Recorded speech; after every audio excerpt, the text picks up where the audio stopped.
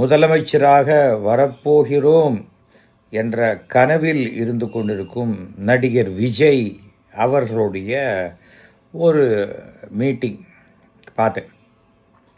அது அவரே அதை பெரிய லட்சக்கணக்கான மக்கள் இருக்கிற மாதிரி நினச்சிக்கிட்டு பேசுகிறார். அங்கே ஒரு 5000 பேர் தான் இருந்தாங்க. அதில் முதல்லையே ஆரம்பத்தில் ஒரு விஷயத்தை நான் சொல்லிடணும். Don't open your mouth and show your ignorance அப்படின்னு ஒரு பழமொழி இருக்குது. அதிகமாக பேசாத வரைக்கும் நம்மளை புத்திசாலின்னு நினைக்கிறதுக்கு எதிராளிக்கு ஒரு வாய்ப்பு. கடன்னு பேச ஆரம்பிச்சா அடட இது வெறும் காலி டப்பா, ஏன் இவ்வளோ சத்தம் போடுது அப்படின்னு எல்லாருக்கும் தோணும். புரியுதா? உலகத்தில் மைக்குன்னு ஒன்று கண்டுபிடிச்சிட்டாங்க.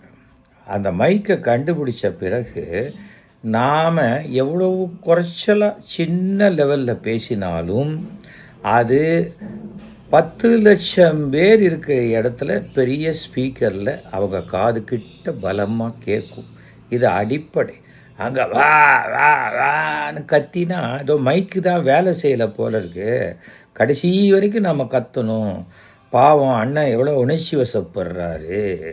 அப்படி எப்படி இருந்தனோ இப்படி ஆயிட்டேன் அப்படிங்கிற மாதிரி கத்தி அதுக்கு ஐ எம் சாரி இந்த நடிப்பெல்லாம் நடித்து நாங்கள் சிவாஜி காலத்துலேருந்து நடிப்புடைய உச்சத்தெல்லாம் பார்த்துட்டோம். அதை அரசியல் மேடையில் நடித்தா அது ஓட்டு போடவே தெரியாதவங்க, இது வரைக்கும் ஓட்டு போடாதவங்க, ஓட்டு இல்லாதவங்க வேணால் அந்த சினிமா ரசிகர்கள் விசிலடித்து கொண்டாடலாமே தவிர ஜனங்களுக்கு அது போய் சேராது.